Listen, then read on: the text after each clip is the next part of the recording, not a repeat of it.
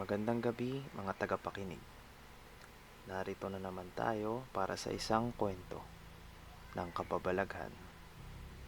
Kaya halina't makinig kayo dahil ang kwentong ito ay maaaring mangyari kahit kanino. Ito ay kwento ni Camille na isang midnight shift worker.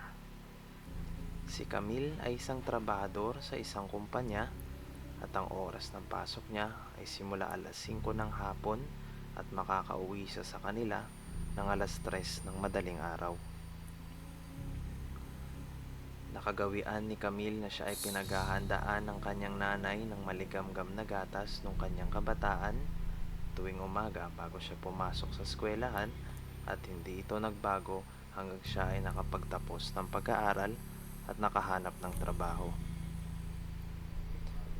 Sa tuwing siya ay uuwi sa trabaho ng alas 3 ng madaling araw, dulot ng pagod at mahabang biyahe pa uwi, ang gatas na hain ng kanyang nanay na lamang ang namimistulang umahapo sa lahat ng kanyang pagod. Nakasanayan din ni Camille na makikita niya ang baso ng gatas na nakapatong sa lamesa ng kanilang sala. At maaabutan niya naman na nasa kusina ang nanay niya, na minsan ay may ginagawang gawaing bahay at sa ibang pagkakataon ay nanonood lamang ito ng telebisyon. Si Camille ay galing sa isang ordinaryong pamilya na sapat lamang na may pagtapos siya sa kolehiyo at mapag-aral sa kasalukuyan ang kanyang 10 taong gulang na batang kapatid. Bagamat pumanaw ang tatay nila nung siya ay makapagtapos sa kolehiyo, nalagpasan at tinanggap nila ang kalungkutan na ito ng buo at nagpatuloy kasama ang nanay niya at nakababata niyang kapatid. Sa matyagang pagtatrabaho ni Camille sa edad na 28 ay naipaayos niya ang kanilang bahay at napagawaan ito ng pangalawang palapag. At kumikita rin siya ng sapat para matustusan ang pag-aaral ng kanyang batang kapatid at kanilang pang-araw-araw na kailangan. Masaya ang buhay ni Camille at ng pamilya niya kung ilalahad. Ngunit isang gabi ay may hindi inaasahang pangyayari sa kanyang buhay na hindi niya makakalimutan at tatatak sa kanyang isip. Habang nasa biyahe si Camille pauwi mula sa kanyang nakakapagod na trabaho, iniisip lamang niya ang gatas na ihahain sa kanya ng kanyang nanay pag-uwi. Paulit-ulit niya itong naiisip habang siya ay nasa daan pauwi sa kanilang tahanan, at dahil din dito ay tila nawawala ang kanyang pagod. Nang makarating siya sa kanilang bahay ay maiba siyang pakiramdam. Isang kakaibang damdamin na hindi niya maipaliwanag kung takot ba ito. Agad niyang kinuha ang susi sa kanyang bag upang buksan ang gate. At nang makita niya ito na nakalak, biglang nabawasan ang hindi maipaliwanag na pakiramdam na iyon. Sa pagbukas niya ng pinto ay ilaw lamang sa kusina ang nakita niyang nakabukas sa kanilang bahay. At agad niya din namang nakita ang baso ng gatas na nakapatong sa lamesa ng sala at ang anino ng kanyang ina na nakatayo sa kanilang kusina. Dahil dito kumalma ang kanyang isip, ngunit maiba pa rin sa kanyang pakiramdam na hindi maipaliwanag. Sinawalang bahala niya na lang ito at umupo sa sala dahil sa pagod. Agad naman na nagsalita ang nanay niya kahit hindi ito makita ni Camille sa kadahilan ng may pagitan ng kusina nila mula sa sala.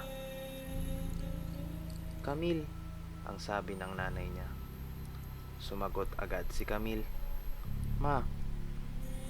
Normal nilang palitan ng pagbati tuwing uuwi si Camille. Sa ilang sandali, nagsalita ulit ang nanay ni Camille at sinabing, "Camille, yung gatas mo nandyan sa sala." At sumagot si Camille pabalik, "Salamat ma, iinumin ko na agad ito." Sa pagkuha niya ng baso ng gatas sa lamesa ay naramdaman niya na tila ba'y malamig na ang baso ng gatas. Hindi na niya ito pinansin at ininom pa din niya ang baso ng gatas. Ngunit sa pag-inom niya ng gatas ay tila pala isipan bakit lumamig ang hinain na gatas ng kanyang ina. Alam niya na malabo itong mangyari dahil palaging sabay sila matulog ng nanay niya pagkatapos niya inumin ang gatas, kaya nababantayan ito ng nanay niya bago lumamig. Inisip na lamang niya na baka dahil pagod na ang nanay niya sa pag-aantay sa kanya, kaya hindi na ito namalayan ng nanay niya na lumamig na. Pagkaubos ni Camille ng gatas ay agad niyang sinabi sa nanay niya, "Ma, ubos ko na po yung gatas. Aakyat lang din po ako para ibaba ang mga gamit ko at magpalit. Bababa din po ako agad." Sumagot naman ang nanay niya mula sa kusina, "Sige, Camille." Nagtaka si Camille sa narinig niya bagamat boses ito ng nanay niya, nakaramdam siya ulit ng takot ng oras na yon. Kasabay pa ng palaisipan na malamig na ang gatas na nakahain sa kanya.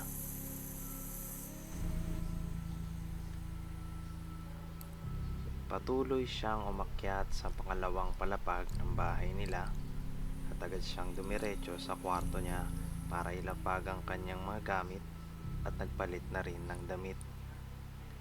Sa paglabas niya ng kwarto ay katapat lang din nito ang kwarto ng nanay niya kasama ng nakababata niyang kapatid.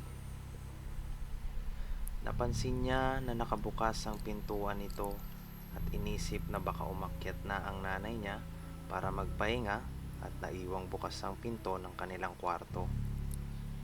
Sumilip siya sa kwarto ng nanay niya at ng kanyang kapatid para makasigurado.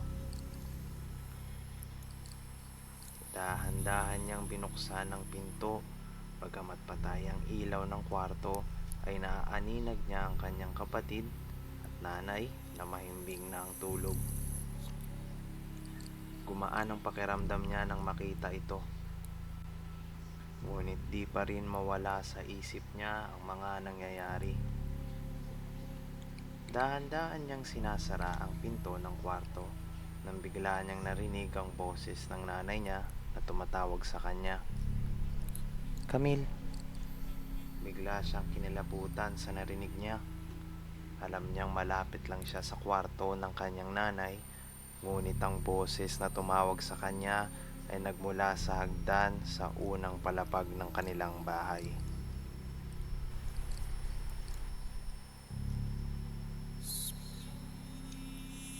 Muling sinilip ulit ni Camille ang kwarto ng nanay niya para makasigurado. Nakita niya na walang pagbabago at mahimbing pa din ang tulog ng nanay at ng kapatid niya. Dahil dito, pumalik ang takot na nararamdaman ni Camille, dagdag pa ng palaisipan sa mga nangyayari. Inisip na lamang niya na guni-guni niya lang ito dahil sa pagod. Sapat ang ilaw sa kanilang bahay para makita ni Camille ang daan papuntang hagdan. Kahit na siya ay natatakot sa nangyayari, nilakasan niya ang loob niya at agad na naglakad papuntang hagdan para bumaba.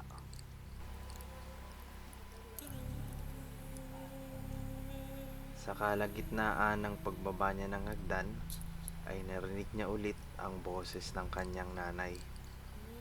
Sa oras na ito, ang boses naman ay nagmula sa kwarto. "Nak, huwag kang bumaba. Hindi ako yan."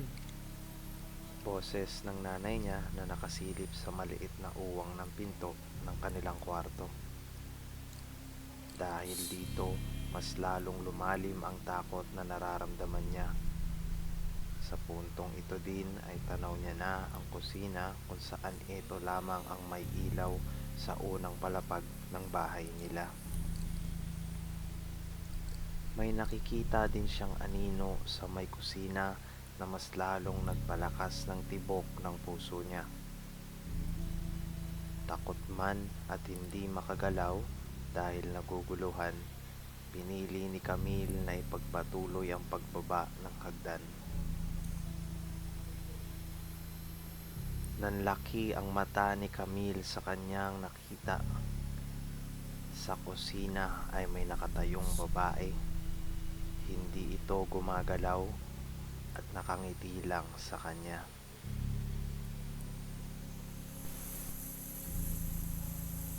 Dahil sa kanyang nakita, hindi makagalaw sa kinatatayuan niya si Camille, dala ng takot at kaba.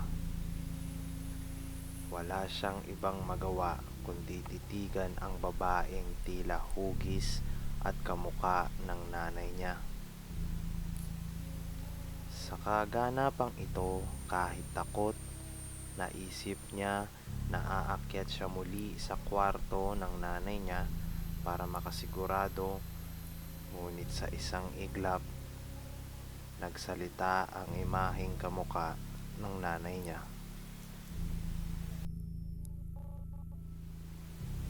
Camille, kamukha ko nanay mo, no? At sa puntong ito, gustuhin man niyang umakyat ng hagdan, ay nawalan na siya ng malay. Nagising si Camille at nakita niya ang kanyang batang kapatid sa kanyang harapan, habang siya ay nasa bisig ng kanyang nanay. Napansin din niya sa pagmulat ng kanyang mata ay maliwanag na ang buong kapaligiran sa unang palapag ng kanilang bahay. Sa pagtayo ni Camille mula sa pagkakawalan ng malay, nakita niya din ang kanyang mga kamag-anak sa kanilang bahay na tila ba'y may hinahanap. Agad naman nagtanong si Camille, "Ma, anong nangyari?" At agad naman siyang sinagot ng nanay niya, "Anak, may gumaya sa itsura ko. Yung sumalubong sa'yo galing trabaho, hindi ako yun. Napansin ito ng kapatid mo kaya nagkulong kami sa kwarto at nanalangin. Baka kasi masamang espiritu lang yun. Nakatulugan na lang din namin. Ilang oras din ang lumipas nang wala kaming nararamdaman na masama at naglagay din kami ng rosaryo sa likod ng pinto. Nagising na lamang ako, anak, nung narinig kong may naglalakad sa labas ng pinto at bumukas ang kwarto mo. Inisip ko na baka dumating ka na, ngunit natatakot din ako na baka ginaya din ang itsura mo. Kaya nagtulog-tulugan ako sa oras na yon. Bumukas yung pinto at muling sumara pero nakita kita, anak. Sumilip ako sa pinto pag alis mo at nung makita kita na pababa ng hagdan, narinig ko din ang boses na tumawag sa'yo. Nagsalita ako na, "Nak, huwag kang bumaba, hindi ako yan. Dito, nagbabakasakali ako, anak, na kung sakaling ikaw nga yung anak ko ay makikinig ka sa akin." Sa oras na to, na tumawag na din ako ng mga kamag-anak natin para humingi ng tulong at narinig ko na lang na parang may bumagsak sa hagdan at nakita kita na walang malay. Tila ba'y naliwanagan si Camille sa nakakakilabot na pangyayari. Bagamat naririnig niya lamang ito sa mga storya ng ibang tao, ay hindi lubos maisip na mangyayari din ito sa kanila.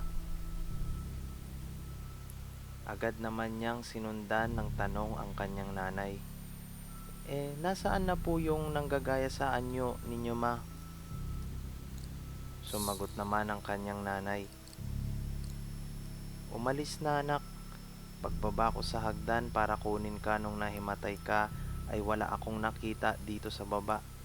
Mga ilang minuto din ay kumatok na ang mga kamag-anak natin. Agad ko silang pinagbuksan ng pinto at kwento ang nangyari.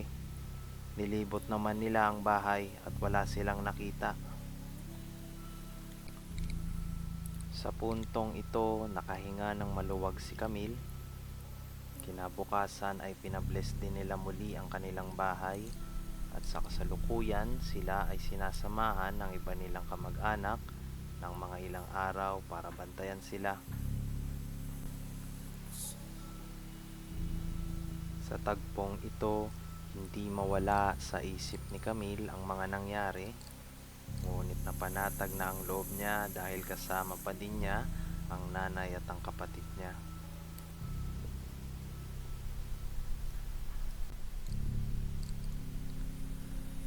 Ang tanging palaisipan na lang kay Camille ay yung malamig na gatas na ininom niya, na inihain sa kanya nung kamuka ng nanay niya.